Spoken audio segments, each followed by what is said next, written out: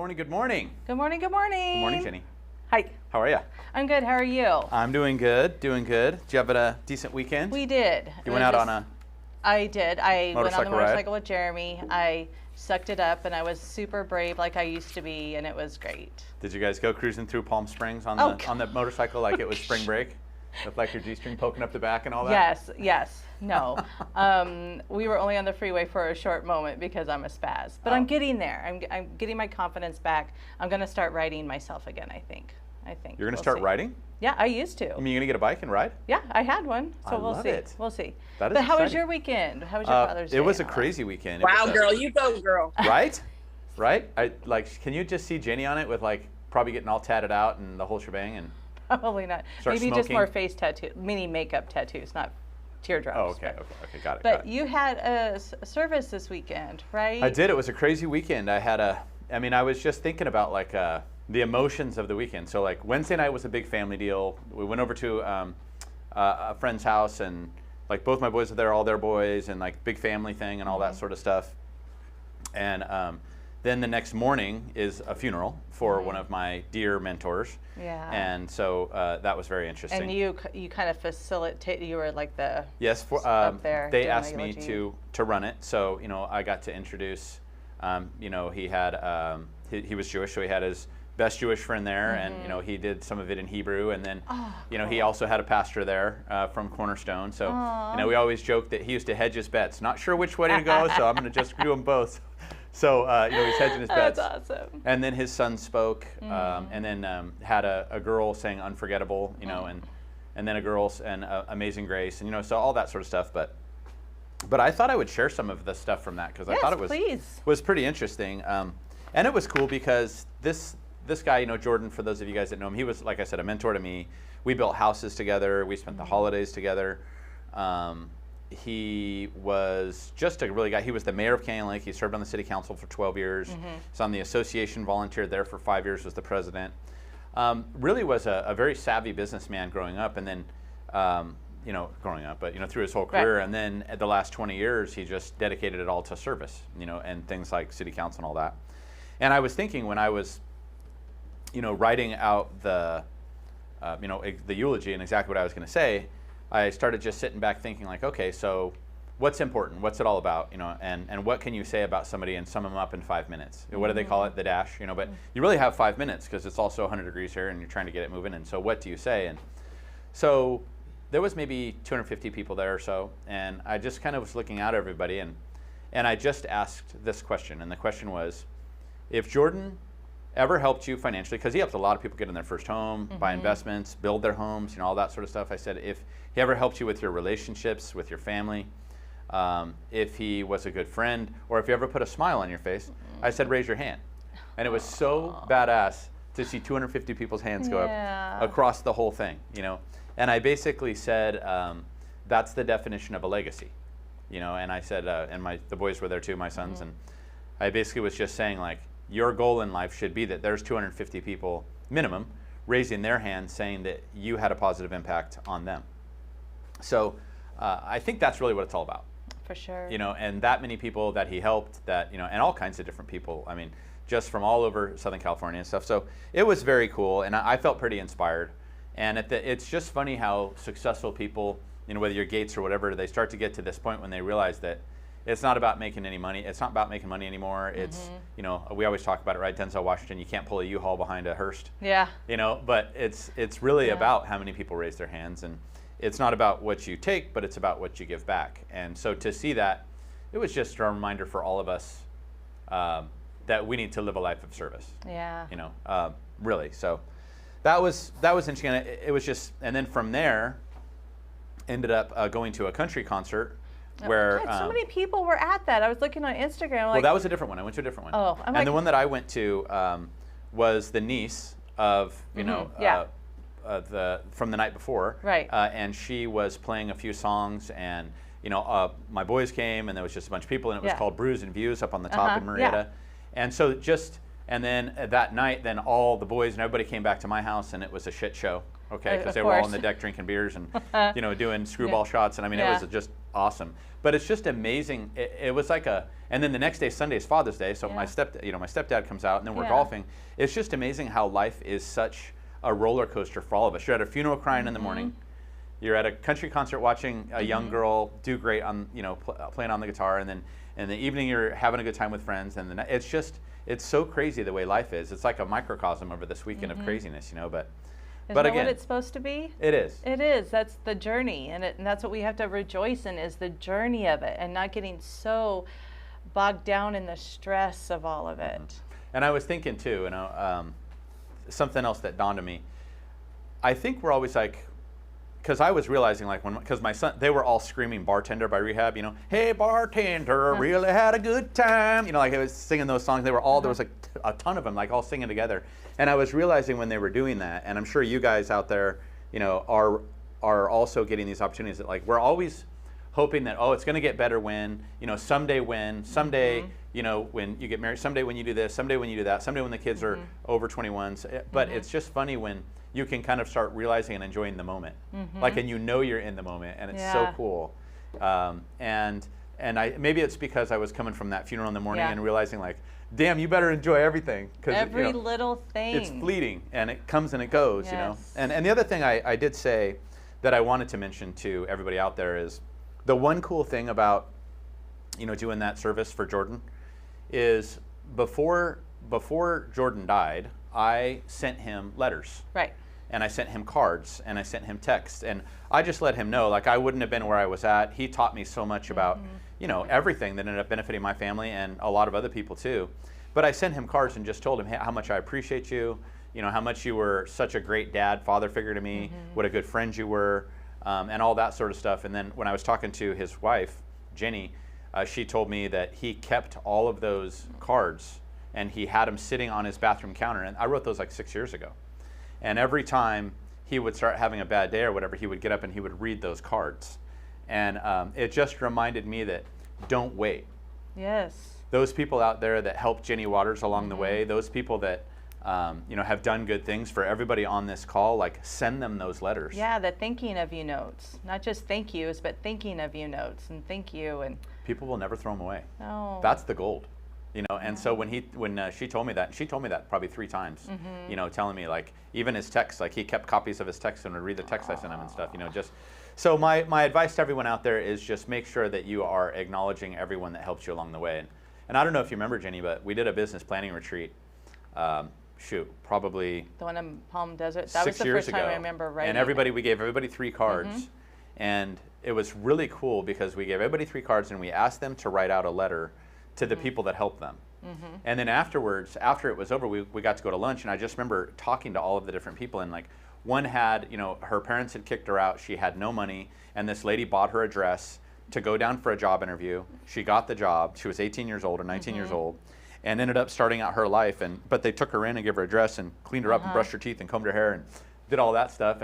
And one of them I remember out of the Marietta office, one of the agents whose husbands had died, she wrote a letter to him saying all the things that she did not get to say before she died. So, You know what I mean? And so I was like, oh, and she was reading some of it to me, and she missed him terribly, but she didn't get that chance, to say the things and how important they were and how much she loved him and appreciated him and all that sort of stuff. So, but it was just really cool to watch everybody engage with the people along the way and write out those letters and let people know how they felt and let them know how much they were appreciated, because that's the stuff that matters. yeah, don't wait for an event to write that note. Right? We just right. need, maybe that's our homework this week, guys. Right. Let's just do it. And I was thinking about, doing a little, because I want to start getting back to events. Now that we were able to have that sales meeting and do that, like, what a great little exercise if we all sat down and did that again. I was thinking about that just for my dad, on Father's Day and stuff. Like, do you ever tell, even people out there in your lives that like aren't, like you didn't have amazing relationships with, but if you wrote something to them and just focused on the positives and said, you know what, I appreciate this about you and this about you, screw the negatives. Yeah. You know how much they would treasure that? Yeah.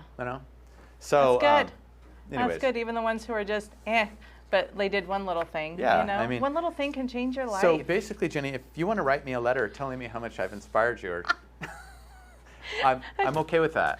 Are you okay? I'm okay with you writing me one as well. Okay. Just say it. All right, good. So, and Adam, I expect one from you. Michael, I expect Chuck, one can from I you. say something really quick? Go ahead. Michelle Carnley. Please, Michelle.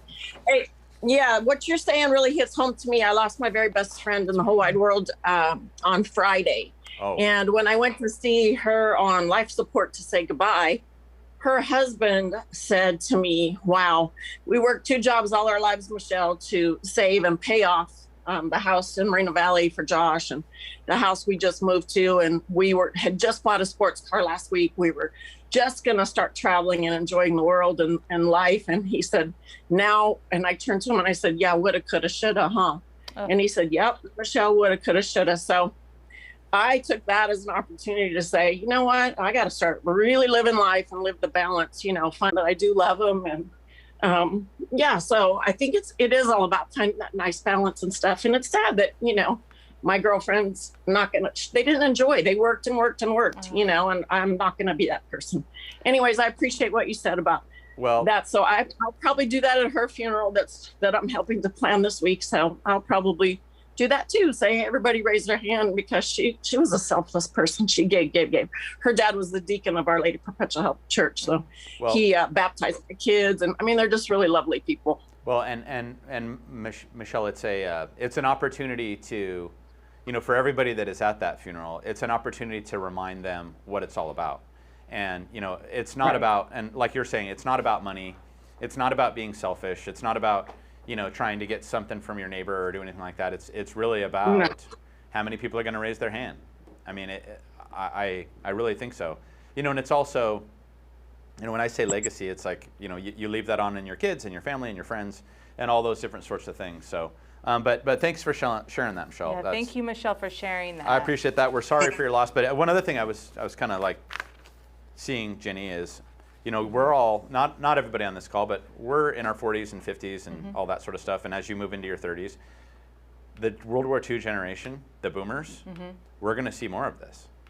So that's why we have to make sure that we acknowledge everybody right now, because, our parents and all that stuff, everybody's getting older. I mean, I know your dad, passed and all that sort of stuff. So, it's just something to go over. Is this motivation? I don't think this is motivation. No, but this is, because this is life, and it's okay, and it's good. It's good. We need to feel, we need to think, we need to remember also why we're working so hard, why we're making sure we're going out and not door knocking when we can do that. I think, the reason why we're doing that. It's, know your why. And again, this isn't all about business, this show, right? I mean, so let's take some of the stuff today. Okay. And let's aim it at life too. Okay. Let's take some of these things, because it really is about life. It's more important. I mean, business is great. I love it. I want everybody to do great. I want everybody to be able to take their kids on trips and take their mom somewhere and their dad somewhere and do all that sort of stuff. But we'll take it on a life angle today. So okay, life angle. So the book we're reading today is called Shake It Up. Oh, like the car song. Big dream, shake it up. Yep. All right. Big dreams and bold choices on the roads to success. Okay. Big dreams and bold choices. Big dreams and bold choices. Okay. It's so far so good. It's pretty interesting. I'm going to try to get through this in 2 sessions from now on. Right. Okay. We're not going to drag things out into 3.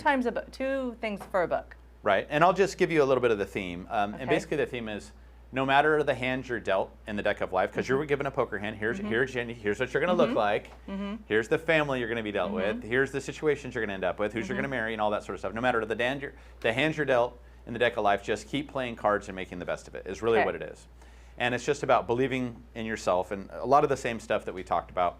And so he started out just talking a little bit about his life, and he has 3 kids, and I thought this was cool, right out of the gate. He said, every day, I have 3 kids, he said, every day, I take them to school. He said, but secretly, I've learned more from them. They've taught me more than I have learned in life. So it is interesting. The one thing about kids and nieces and nephews and all that stuff is they really are teaching you as we're going through this journey of life. And I keep tripping on that over the fact that we were in a crib. Then next thing you know, you're whatever in ballet or playing sports, and you're 5 or 6 years old, and then from there you are going into high school, and you're with all the cliques and the personalities and the bullies and the popular kids and learning who you are, trying to figure out who you are. Right? And then from there you move on into college, or some people start having babies right away, and it is a continual learning process. And even when the kids get here, or the nieces, the nephews, the relationships. It's just constant learning and growing. And there's something in this book, and I hate to jump to this, but I'm going to jump to this Okay. right out of the gate. And basically, it has to do with the meaning of life. Okay. And in this book's perspective, and it was not the author, and I'll get to it again, I'm going to say it again, but it really is, life is about learning to have good character. That's it. I like it. Do you like that? Learning to have good character, learning to be a good person, I mean, all that sort of stuff. So, and one of the things that this says is, and it's so funny because this is a theme you and I have been talking about, Jenny, and all the way back to Bob Hamrick book. It's really about being intentional with each and every day. Being intentional with everything that you do. Being intentional. And I cannot, like, of all of these things that we've done, of all these Monday motivations, I know I keep saying it, but the day running you or you running the day, your life running you or you running your life, the weather running you, you know, I mean, it's just all of these different things that it really comes down to, you have to take control. And if you don't, you're like a just wandering aimlessly boat with no captain. Well, because there's so many things we can't control. So that's why I think those small little things we can control, that will give us peace and calmness, because we can't control the weather. We can't control what anyone else does. You know, It's the so if we truth. can control our business, at least some things in this business. A lot of things in this business we cannot control. Right. And so we have to find that peace where we can in controlling, I think. And that is one of the things I think we've learned in all these books, don't you think, is like to embrace uncertainty, and the things that you can't control that's life. That's the stuff that it's how you deal with the punches. You know what I They mean? said, remember the dance. Okay, you got to dodge That's this, right. go That's through right. that. I mean, we should do a skit with that, Adam. You know what I mean? Like, we always thought, like, there's the plans, there's the goals, and we march towards them. You know what I mean? But what if we did do a skit that, like, what's up? What's up? You're just working towards where you're going. You know what I mean? So I don't know, just a thought. But so this just talks about taking bold, decisive steps towards our dreams. Okay. And if you have the desire to be more, you will be more. And most people are going to stay right where they're at because they just don't take the actions to do so. That's true. Would you agree? Agree. Most of the world. Most of the world is going to do it. You know, remember when we talked about the 80-20 rule? You know, there's the 20% that make things happen and the 80% that let things happen. So this book is basically about, and this is exactly what it says in here, is to help people figure out what their dreams are. And Okay. not only to figure out what getting those on dreams are, board. but to keep them front and center every day. Okay. Here's my dreams. Here's my Okay. dreams. Here's my dreams. Here's where I want to go. So that's a cool little theme. I like it. Again, a lot of this stuff, and we're going to switch up and go to something really different after this, but it just really is about seeing that dream every day, knowing what it is, and making sure that you're making intentional steps to work towards that. Okay. Part of the problem is, and we all know this, we live in a society that is a want it now society. Yes. I'm going to have a six-pack in 6 minutes, baby. Right? I mean, that's one of the things that people say. Eat these cookies and you'll lose weight. Sure. Just a life full of unrealistic expectations and quick fixes. And I think we do. For sure. And it's it just is getting funny. worse. It just takes time. Everything takes time. I mean, trying to get in shape. You know what I mean? It's so funny. It took me a long time to lose a bunch of weight, and then I gained it all back in about 3 weeks. Yeah. Oh, What's that about? it's easy peasy, man. Stupid. Oh. Must be an age thing. I don't blame Adam. Way to go, Adam. No, we talk about it all the time. We used to be able to like lose, 7 pounds. Oh, I want to be in these jeans by Friday, and now I want to be in these jeans by December. You know. Yeah, it's true. So it goes back to again talking about change and how we deal with it, and the stress of uncertainty and all that sort of stuff. And we try to stay, but the problem is we all try to stay idle in our comfort zones, and we do. We're all guilty of that. Everyone out there. We like our little routines, and we like the roof over our head. And I'm going to mix things up by buying a new picture on the wall. But the uncertainty and the stress, we're so afraid of it that it keeps us idle and stuck where we are. Yeah. And I thought this was cool because, I don't know, it's so weird. I mean, we all run into these big periods of massive emotional, business, life growth. And those big growth periods come from stress and uncertainty. Would you agree? Yeah. I mean, what you went through early in life, 3 kids, being a single mom, and still to this day, now watching your kids and whatever they go through, you're probably still stressing out and learning from that stuff. Every day from all 3 of them, and then the grandbabies, and the nieces and nephews, all of it. It's just it's a trip. Life's a trip. But all that stress and all those problems, they just equal personal and professional growth. I mean, I've been through a lot of stuff, and I mean, probably the last 7 to 10 years, you know, everything from professional things that have happened to personal things that have happened to, but it really does, you grow, you know, and again, that's why, you know, and like I said before, we think as you get older, it's going to get easier. It doesn't. That's bullshit. Yeah. Anybody that tells you life's going to get easier as you get older, wrong. Yeah, and it's just so different. I bet so many people on here, you know, because we're all in different phases. Like when I'm going through and looking at all y'all, we all are at such different seasons of our lives. And we just have so much to learn from each other Yeah. at every season. Even all the new kids starting out, you know, Yep. they have a lot to teach us as well. And I want to add this, Jenny, and I've said this before, and I told you about, I was able to be a speaker at the national, well, actually it was for the state of California national title. Okay. And Fidelity National. They're talking about social media and Instagram and all this different stuff, and I look over in the corner and there's a couple of old men that are kind of paying attention and blah, blah, blah, blah, blah. And then, you know, going on and on and on, and, you know, and then the next lady gets up, she was legit, you know, I did my little thing, I think I'm great, right, and all that. And then I'm looking at these little two little men over there, and I'm like, God, they should just retire. That's what I was thinking, because they look like they were, no, I'm just saying they look like they were like 75 to 80, and I was thinking, God, you know, and then one of them going up on the stage. Rocked it, rocked it. You want to talk about spilling the knowledge, and it was a life changer for me. And when he got up, and he was talking about, here was our profitability, here's what we made, here's the statistics, here's where we've come, here's where we started, here's what we did here, here's what we did there. And I realized, without a doubt, hands down, he was the smartest man in the room. By far. You could probably put 10 of us together, and then that's when I first really started on the journey of surrounding myself with people in their 70s. And the reason that I say that is because people in their 70s have been around the block. And Greg Reed said this when he came to our event, you know, 3 Feet from Gold. He said, stop surrounding yourself with people that give you opinions. Surround yourself with people that give you counsel. Do you remember him saying that? Yes, absolutely. And so when I saw these superstars, these super studs, and I was listening to them, that's when I started to realize, you know, you don't have to take all the beatings in life if you can surround yourself with successful older people that have been there and done that, and say, Jenny, don't do that. This is why. You're going to regret it. You're going to get your ass kicked. And I'll probably do it anyway and get my ass kicked. No, I think it just depends on the type of person you are. Because this is something else I realized. There's two types of people. There's types of people that think they know what to do. I'm not going to go work with mom and dad. I'm not going to do this. I'm going to make it on my own. Nobody's going to help me. I'm going to do this, blah, blah, blah, blah, blah. And they have to learn shit the hard way. Yes. And then there are the people that I like to call the empaths, where Jenny can tell me a story, and just by you telling me that story, that's true. I can learn that lesson, and I lived it. I was single with 3 kids, being you out in the dating world, doing this, doing that, you know, because you can learn that way. So That's you're either true. the type of people that got to be punched in the face, or your life can be real easy and you surround yourself with that. Yeah. So the one thing I will say about being in your 40s and 50s and 60s and all that stuff is, you have something to say that's worth listening to now, because you have been on the ropes for quite a while. So that's one thing I will say. So seek counsel from those people that have been there, done that, that are older.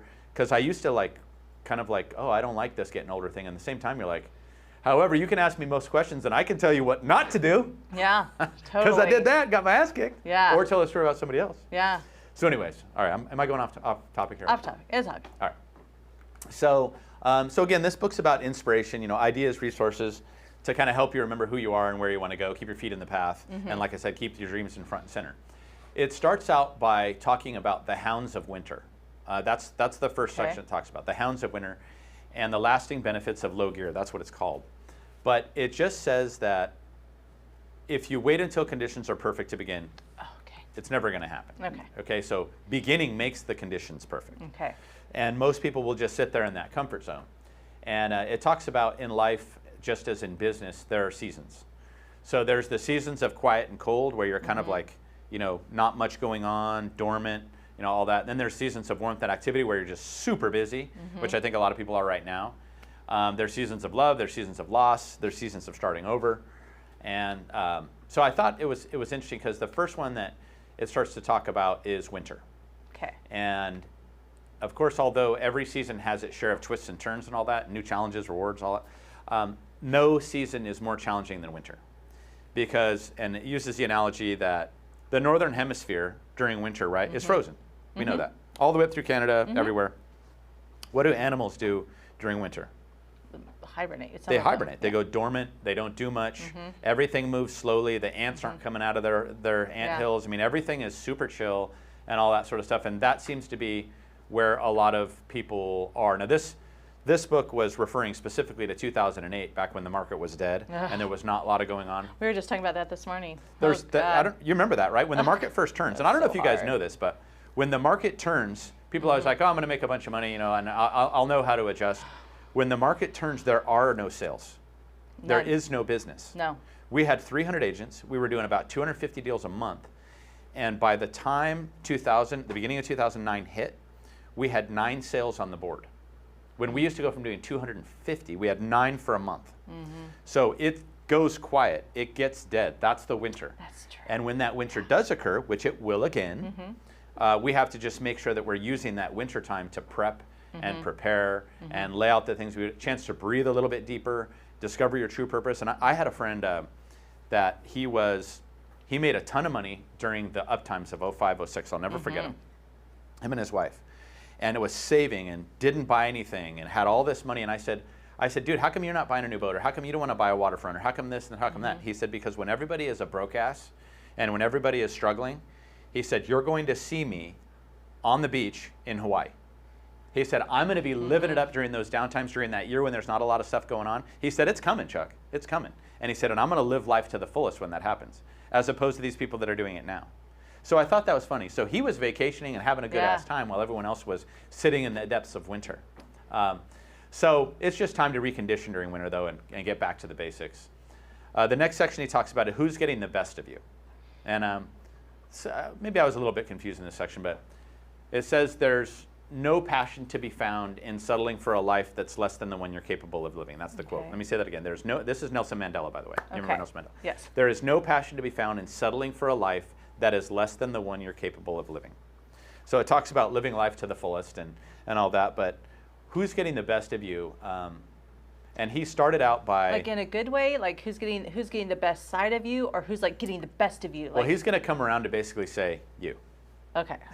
You with me, though? Okay. You with me, right? I think I got you. So he said that, you know how like when Mel Robbins, when we did the 5-second rule, she said she was walking by, depressed, miserable, and she saw the TV, and there was a rocket going 5, 4, 3, 2, 1. His was depressed, miserable, going to work out at the gym, and he said, I had my workout songs, my gangster rap, that I used to listen to, that I'm like, let's go, baby, it's like, so he was basically, can't touch this, but he's like, you know what? He's like, I'm just going to hit shuffle on everything that's out there. Yeah. I'm going to hit shuffle.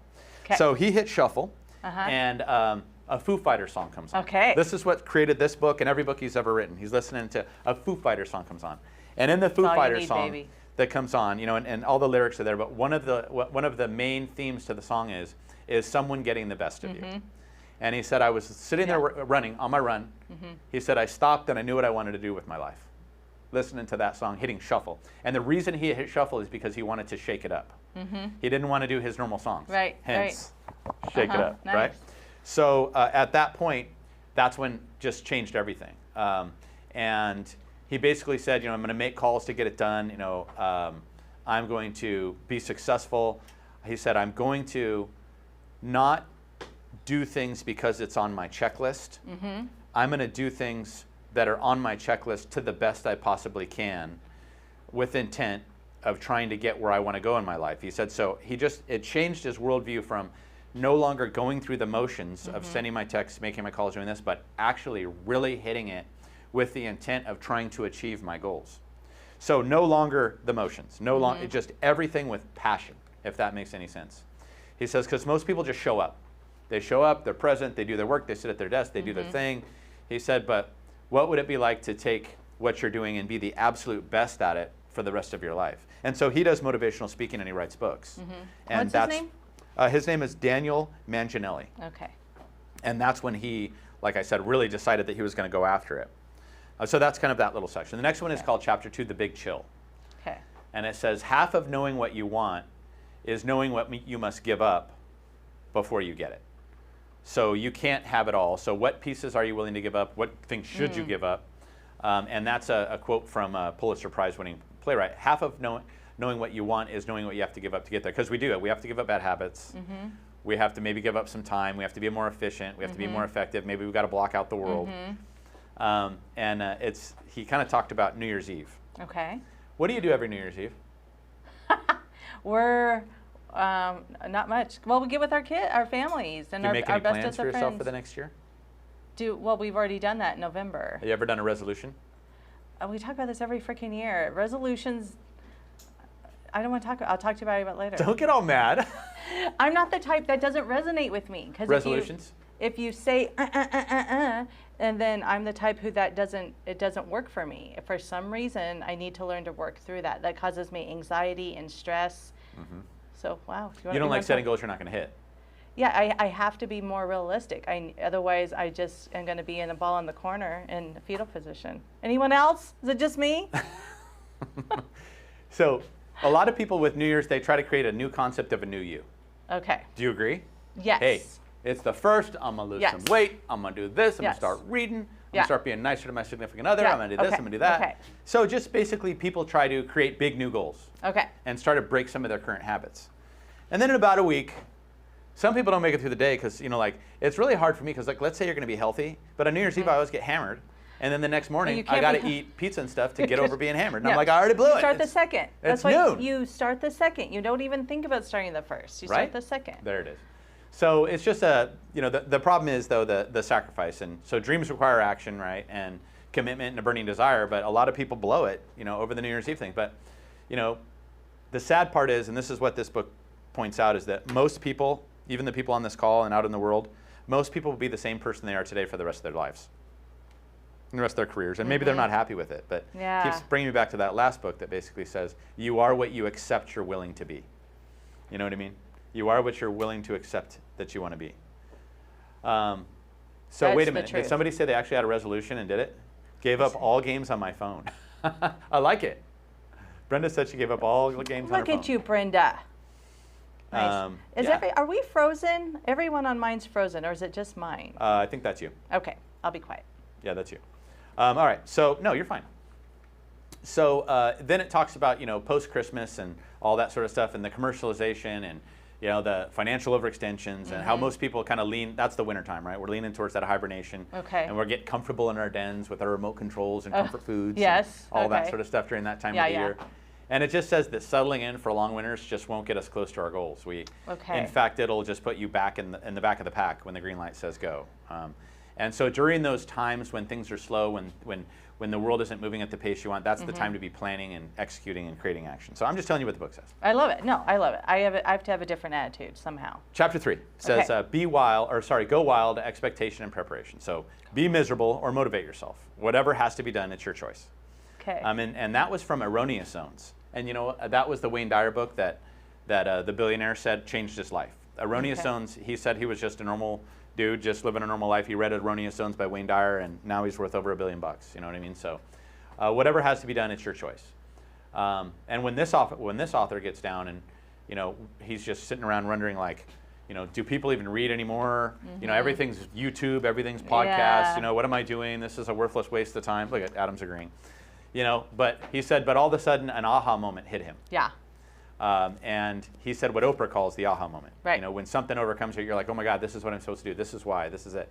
So his aha moment was he got up from the table, closed his laptop, and said, people don't read anymore. Why am I writing this book? Blah, blah, blah, blah, blah. It's a little true, though, isn't it? But I mean, people are still listening to audiobooks and all that. But YouTube and that world seems to be taking over. And he said he was just having a pity party. Sure. And then he realized his Oprah moment, his aha moment is that he writes these books for himself. We do this for ourselves, right? So that we can be positive people, keep on track most of our lives, and he said, my motive was, I'm writing this for myself, and my goal is to help people and to be a better human. Okay. By writing this, he says, all I'm trying to do is be a better human. I think that's good. Don't you Yeah, think that we should is all try to be good. a better human? Yes. And he says, everything you do, each action you have has an impact on somebody somewhere. Could be something you said in this call, Jenny. Yes. A little thing is if we can just help one person. Right?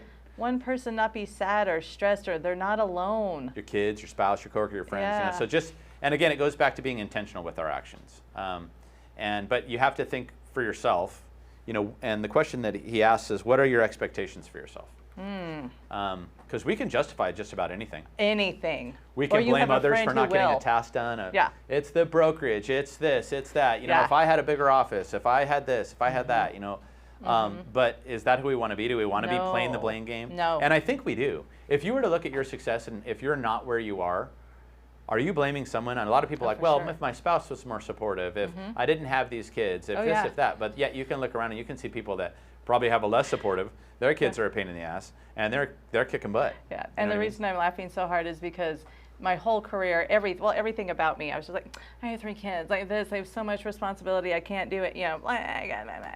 And now I don't. They're all grown. There's no excuses for me not to be everything I ever dreamed. And? Slowly but surely. Uh-huh. No, Are you having fun? I'm having a blast. And you're happy? 97% of the time I'm thrilled. Let's talk about the 3%. No, I'm kidding. Is that what we want to talk about? Well, you want to talk about the 3%? I want to hear about it. When am I when I get in my own head, and I'm like, Jenny, you're being the silly, and I have to be my own cheerleader. You're being so silly. Like I talked about months ago, my legs. Well, I had to take time off from working out. I injured myself, but they work. My legs actually work. We have so many people on here who've had a stroke, or their families have had strokes. You know, my brain is still working. My legs still work. My arms still work. So I have to. It's all mental, and then I have to talk myself out of it. Well, and I agree. I agree. And that's kind of what the book is saying, is that we just find ways to not finish a project by blaming Yeah. somebody else or looking at external factors. Yeah. Or, you know, and I do that. You know, I mean, like, Yeah. if I'm not happy in certain pieces of my life, it's because I'm letting other people determine what I want. Yeah. Does that make sense? Instead of figuring out what really makes you happy. It's so hard though, because there's such a fine line between what we want and what we need, or what we think we want and we need. But at what and we have to protect others still. Like, you know, like when I moved across country, you know, that Jeremy and I just did it, and then my children are all grown. Well, sure, you can do it. At what point are we allowed to say that it's my time? You know, I don't know. My Don't kids feel aren't bad about it watching, being so- your time. I know. What do you guys all think? You know, at what is it? When do we get to say it's our time and it's okay To make do- yourself happy. to make ourselves happy? Yeah. In a good way. And you know what? You're always setting an example and doing something good somewhere. You know what I mean? So that would be a good question for everybody. Speaking of, this is really funny. So, because last Monday, both my girls were in town, and they said, "Oh well, Mom, Gam Gam can't come until later because she has her show." Roman, the 7-year-old, Gam Gam has a show. I want to watch her show. Let me watch her show. And Justice is like, you won't like the show. You never know. You never know. Roman would probably get. Yeah. You never know. I mean, That's like, right. That's right. Let the grandkids watch. oh yeah, we've had, I mean, like I came out the other day and there was a bunch of different teenagers at my house and they were all watching our show. You never know. You never know. You never know, you know. But they were watching it because The Billionaire was on. Ah. That's the only reason they were watching Hey, it. that's You know, cool. They were like, The Billionaire? And then they watched the whole thing. I came out 45 minutes later, they're still watching it. You know what I mean? So, but anyways. Hey, so, Chuck? Yes, sir. I have a question for Jenny. Oh ahead. God. So you asked a question, Jenny, so I wanted to be respectful and respond. Oh, I think. So you when do you feel like you're not having your time? Oh, I do. When do you now. feel like the time you spend or spending is not your choice? Ooh. Can I digest that? Because I usually Sure. I'll just throw something out there and I realize I lied. Wow. Like when you asked about if I look at the weather app, I said no. I look at the weather app all the time, but I think of the Weather Channel, not the weather app. When do I not feel? I will digest that, Mike, and I'll put it in the comments. Okay. Thank you. I appreciate it. I like it. My I like pleasure. It. So I think one of the big things we can do, though, is stop listening to the people around us who tell us what we can and cannot accomplish, though, as well. And you know, I think that's one of the resolutions that I'm going to start working on. And if you're not hurting anybody, and if you're happy, you know, be happy. Do what makes you happy, and don't let everybody else derail you from what you want to do. Yeah. Because they will. There are always going to be the naysayers in all different parts of your life, whether it's fitness, whether it's family, whether it's relationships, whether it's business, whatever it may be. You know, sometimes you just have to listen to yourself. And if you look at some of the most successful alphas out there, the people that are running big companies, they still lean on themselves for their decisions. They'll get counsel, Right. and I think you should still get counsel, not Right. opinions. Yes. I love that. Don't you think that's something we should keep? Get counsel, not opinions. $1,000,000%. So Yeah, we don't need a bunch of people chiming in on our lives. No. Because you can't make everyone happy No. at That all. stuck with me too. That stuck with you too, That Adam? resonated? Yeah, it's the one thing I remember. Yeah. Yeah. With It the was a good one. And The next one time thing. you get into analysis paralysis, and be like, Chuck, did you get counsel or did you get an opinion? Right. Well, and I do still find myself, getting opinion from people that I walk around. I'm like, why am I talking to that guy? That guy's a disaster. But sometimes you just want somebody to listen because you want to talk through your stuff. What? This is true, but every person has something of value to give. You know what? And if they are a mess, they might tell you what not to do. Amen. Amen. There you you just go. got to find those people who are like, I need to do the opposite of that guy. Exactly. Let's see what she has to say so I can do the opposite. Ah, All right. So again, avoid those pity parties. And don't forget, every party has an exit, right? You can always leave the pity party. yeah. But just showing up's not enough. And of course, he talks about each day requiring preparation, things we've talked about a million times, well thought out approach. And he talks about, but most people show up at work or in your life with a bow and arrow, but you don't know where you're shooting. So they're just firing them off into the air, and especially in the real estate business, when it comes to leads and all that sort of stuff, they're just shooting them off with no real intent of what the best thing they should be shooting for and how they should do it, and a little bit more. It's just firing arrows out into the thing and hoping that a deal comes or whatever it may be. So most people just keep releasing them in the sky blindly and wasting their time and energy.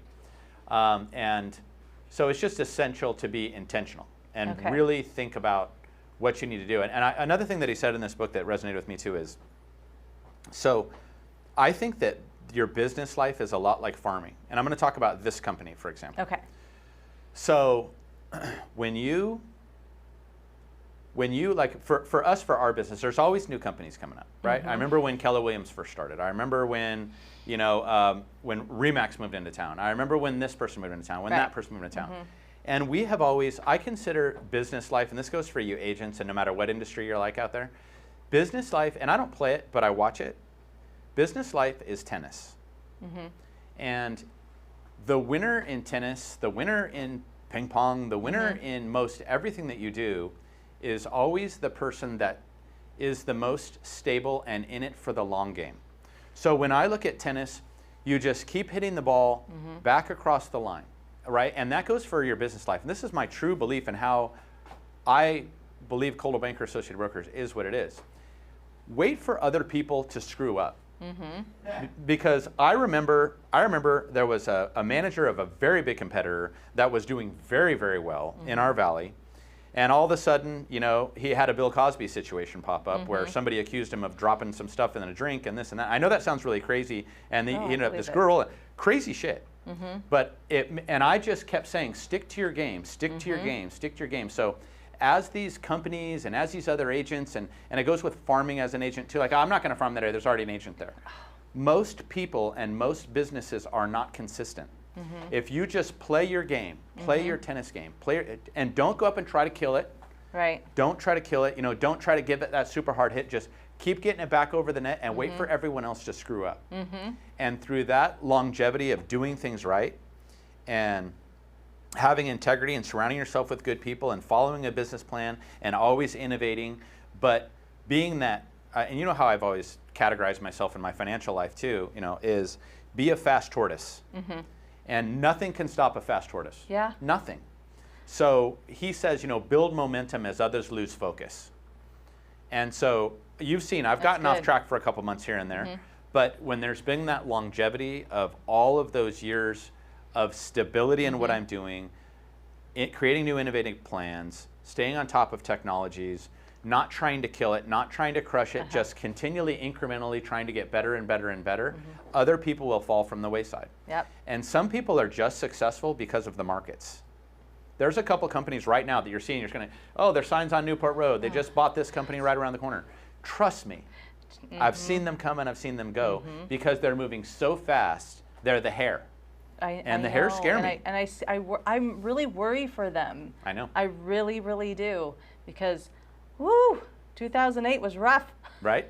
Well, and I'm going to say this again, and this is Margaret and I's theory on this company and on mine, in life. Ready? Ready? Listen to me. Stay in your lane. Stay in your lane. Be the best at what you can do. You know what works. You know what creates your lead generation. You know where your clients are coming from. stay in your lane and let other people lose focus while you continue to build your momentum and incrementally get better and better and better by surrounding yourself with good people, by adjusting your business plans, by having your life goal, by having that long-term view. That's the key. That's it, Jenny. That's it. Build momentum as others lose focus. Yeah. And that is the difference between the average and the achiever.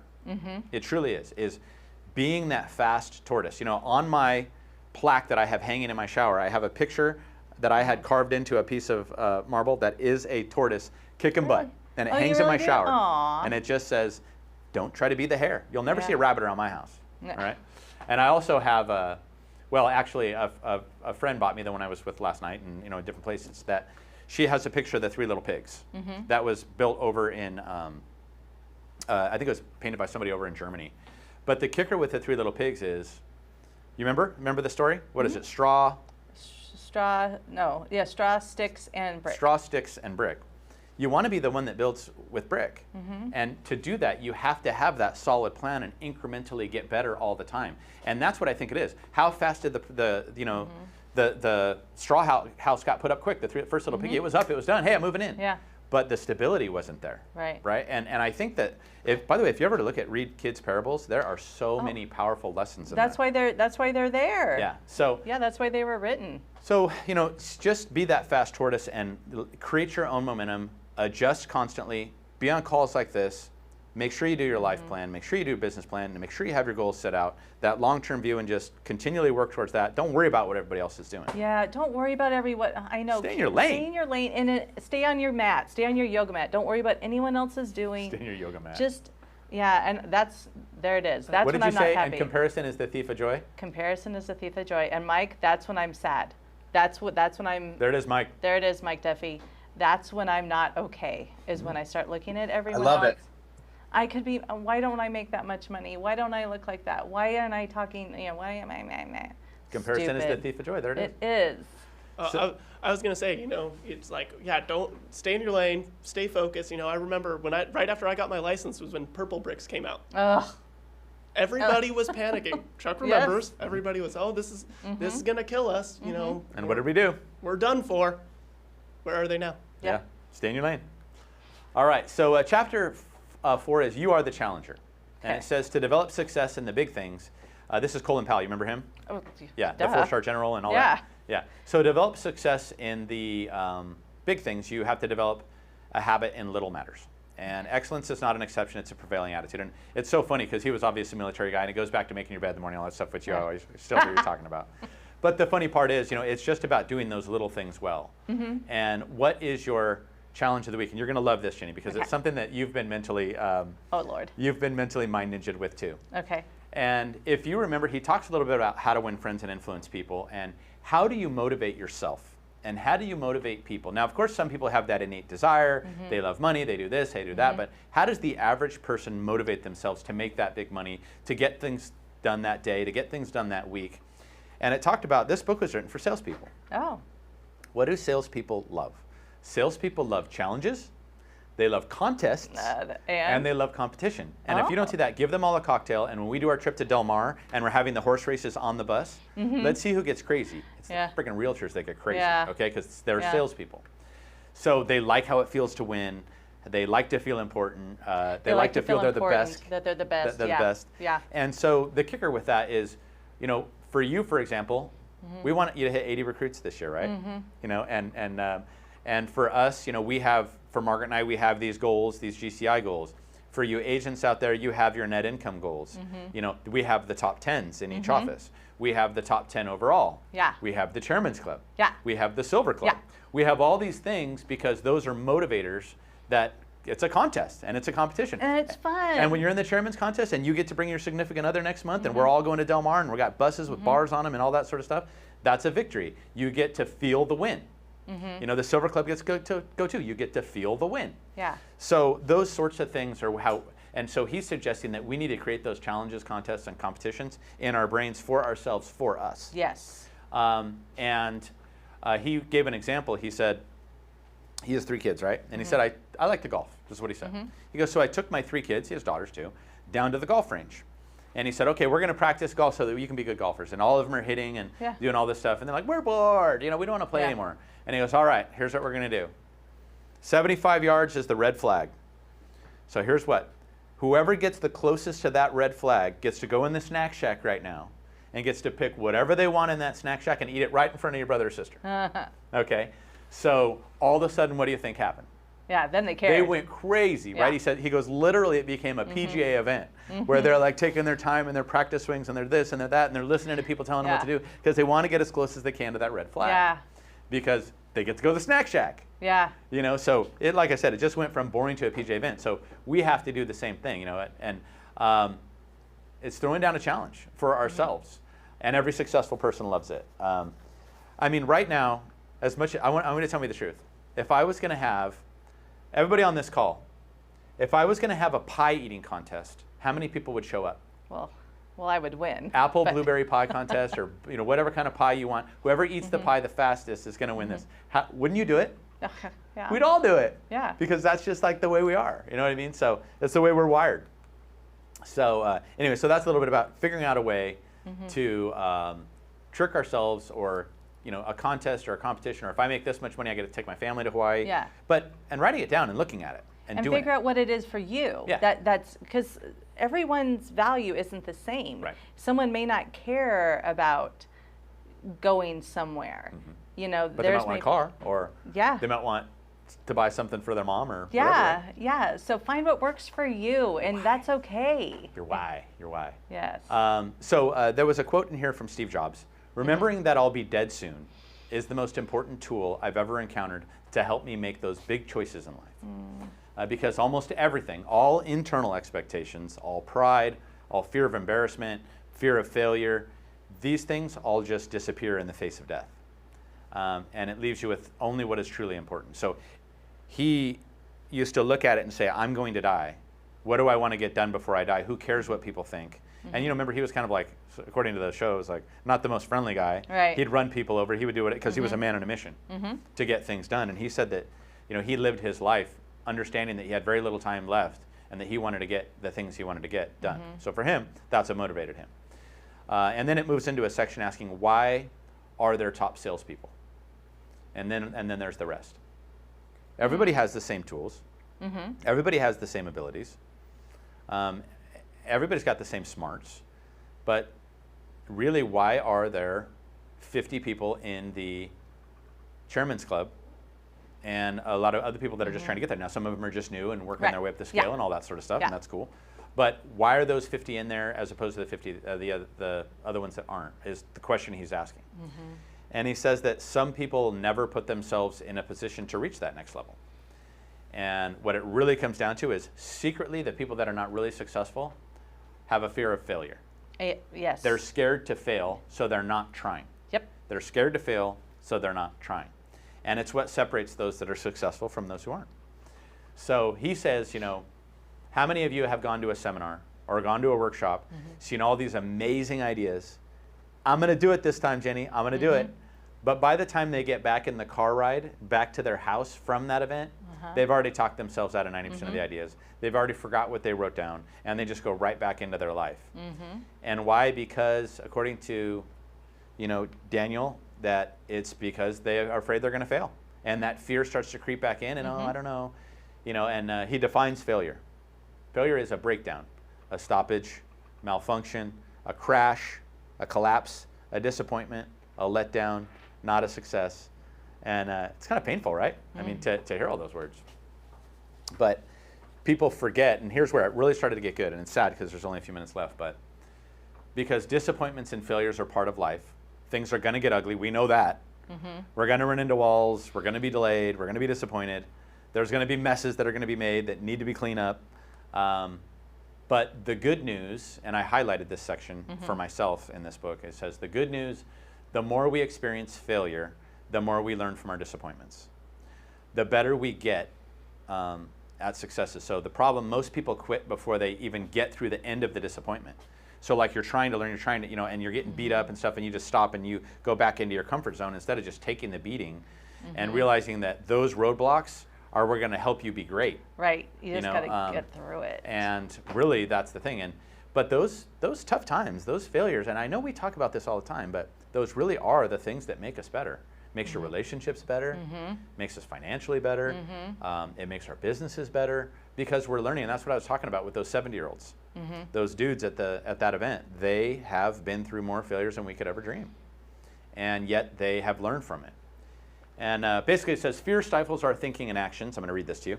It creates indecisiveness that results in stagnation. I've known talented people who procrastinate indefinitely rather than risk failure. Do you know people out there that are so smart and they're just not getting shit done because they're just procrastinating because they're so afraid of failing or making the wrong decision? I have some very dear friends that are like that. And they're so smart, so much smarter than me, and so talented, but they're just so afraid of making that wrong decision that they just stay stagnant. Those lost opportunities just cause erosion of competence and begin a downward spiral of you never getting to be the great person that you could be. So just got to beat that fear, you know. And staying positive and viewing each disappointment as an opportunity separates the good from the great. And that's really what it is. The willingness to fail separates the best from the rest, is his line that he says. Scary but true. It's so scary. It's so scary. And I think this is it's my biggest one. Is this another one for Duffy? Yeah. So, but and we have this conversation at home all the time. Well, and you know, in my world and in your guys' world and everybody's weird, I have some friends that I've watched soar. And I mean soar, from starting with nothing, with hundreds of thousands of dollars in student loans, and not a family that has ever accomplished anything, and literally I have watched them become multi-millionaires, decamillionaires, because they overcame that fear. They are fearless, and they're not afraid to lose, and they might, but they're going to rebound, and they might get wiped out and then start back over and stuff. And it's definitely one of my drawbacks.